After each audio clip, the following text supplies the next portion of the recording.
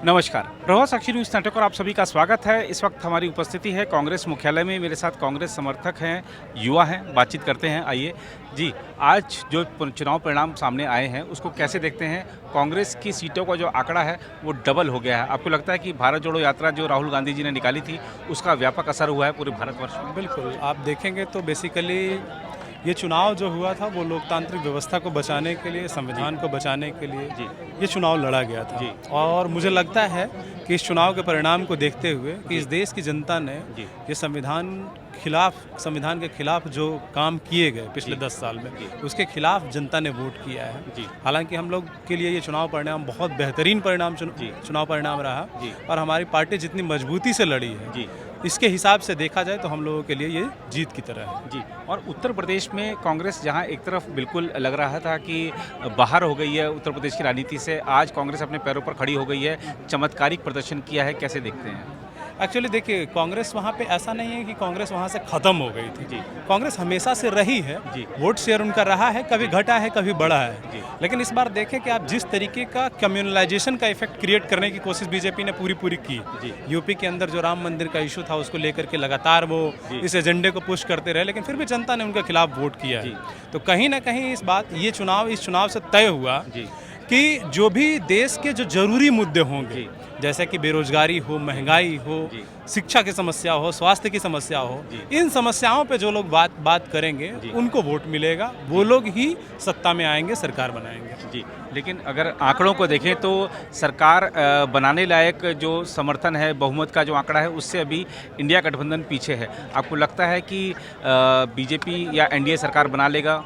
देखिए, ये सरकार बनाने में तो अभी बहुत सारी संभावनाएं दिख रही है, जी। जिसकी संभावनाओं की तलाश की जा सकती जी। है।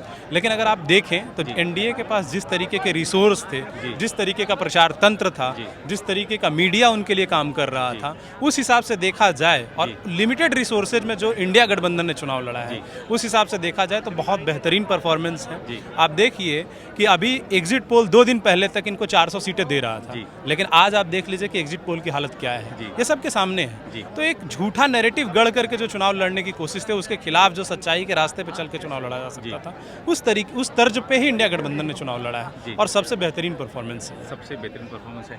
एक चीज़ और देखने को मिलती थी कि राहुल गांधी जी को हमने देखा था पिछली लोकसभा में उनकी सदस्यता समाप्त कर दी गई थी, वो उनसे घर भी ले लिया गया था। इस बार तो वो 2 सीटों से और भारी बहुमत से जीते हैं। देखिए, उनको हर तरीके से जो है फंसाने की कोशिश की गई। भाजपा ने बहुत सारी चालें चली, किस तरह से जो आपने देखा, डिफेमेशन का झूठा केस लगा के उनको जो है सज़ा दिलवाई और उसके बाद उनकी सदस्यता रद्द करना चाहिए। लेकिन ये इनके जो झूठे पैंतरे चल नहीं पाए, तो फिर वापस राहुल गांधी जी पिछली बार भी संसद में वापस आ चुके थे, तो इस बार तो उन्होंने एग्जाम्पल सेट कर दिया। दूसरी और रायबरेली, जिसको कांग्रेस का गढ़ कहा जाता है, कांग्रेस का दिल कहा जाता है, वहाँ से भारी मार्जिन के साथ जो है जीत के आ रहे हैं इस बार। और अमेठी में जब राहुल गांधी जी ने पर्चा नहीं भरा था तो स्मृति ईरानी ने कहा कि देखिए भाग गए स्मृति ईरानी भगोड़ा। की अब बातों वो का तो देखिए, उनके मैं तो ये बात कहना चाहता हूँ कि आपको स्मृति ईरानी की बातों का रेलेवेंस क्यों लगता है? आपने देखा नहीं किस तरीके से इतना लड्डुओं का जो उन्होंने वो ठेका दे रखा था, वो उन्होंने तो 3 दिन पहले ऑर्डर जो कैंसिल करवाया है, और आज तो उनका दूसरा ऑर्डर भी कैंसिल हो ही गया कि संसद जाने के रास्ते उनके लिए बंद हो चुके हैं। जिस तरह से उनकी एक बहुत भारी मार्जिन के साथ उनको जो है हार मिल रही है वहाँ से। आपको लगता है कि किशोरी लाल जी ने जो चमत्कार कर दिया है अमेठी में, वो स्मृति ईरानी को ज़्यादा चुभेगा? देखिए, किशोरी लाल जी ने बहुत बड़ा चमत्कार किया है, वो उनको क्या पूरी भाजपा को चुभेगा।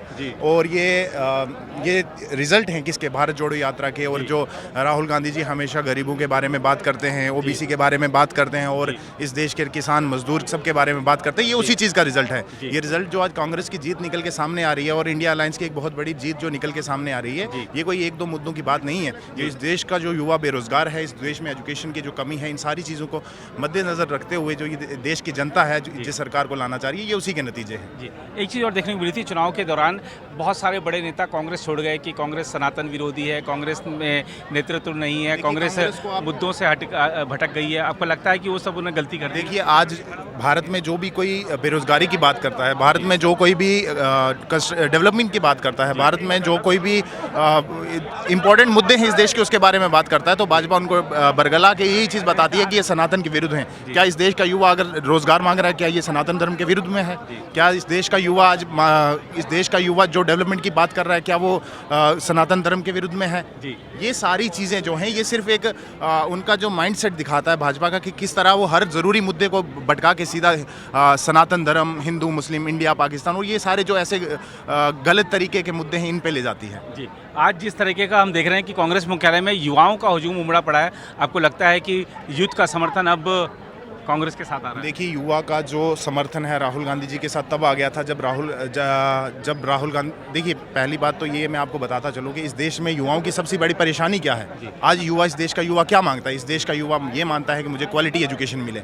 इस देश का युवा ये चाहता है कि मैं एजुकेशन अगर प्राप्त कर रहा हूँ तो उसके बाद मुझे रोजगार मिले। इस देश का युवा ये चाहता है कि मैं घर में 3 टाइम की रोटी खा पाऊँ। इस देश के युवा की इससे बड़ी कोई भी मांग नहीं है, ये उन्हीं को पूरी करने के लिए। और देखिए, भाजपा जब वोट मंदिर के नाम पे मांगेगी, भाजपा मंदिर मस्जिद के नाम पे वोट मांगेगी, भाजपा कैसे जिन मुद्दों जो मुद्दे एग्जिस्ट नहीं करते, आप नारी शक्ति की बात करते हैं कि कितने उनके ऐसे नेता हैं जिन्होंने जो है नारियों का रेप किया है। अब मैं बता दूं, उत्तराखंड में वो अंकिता भंडारी रेप केस, उसमें उनके मंत्री का बेटा इन्वॉल्व था। अजय मिश्रा टेनी जो वो तो हार ही रहे हैं, अजय मिश्रा टेनी हार गए। आप देखिए वो जो उनके बेटे ने था किसान। तो भाजपा की मानसिकता शुरू से क्लियर है, ये किसानों के विरुद्ध है, ये युवाओं के विरुद्ध है। तो युवा इसीलिए आज कांग्रेस के साथ खड़ा है। जी बिल्कुल, तो आप देख सकते हैं कि कांग्रेस मुख्यालय में आज सुबह से जो जमावड़ा लगा हुआ था और एक विश्वास था कि कांग्रेस पार्टी का प्रदर्शन इस बार बेहतर रहने वाला है और वो प्रदर्शन बेहतर रहा भी है।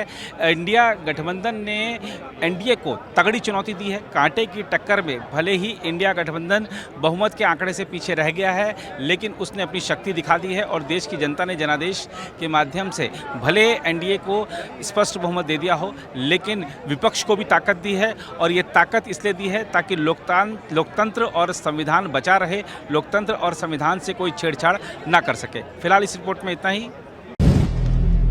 अगर आप भी लेना चाहते हैं देश दुनिया की तमाम जानकारी तो आज ही सब्सक्राइब करें हमारे चैनल को। साथ ही नीचे दिए बेल आइकन को जरूर दबाएं ताकि हर अपडेट आप तक पहुंच सके।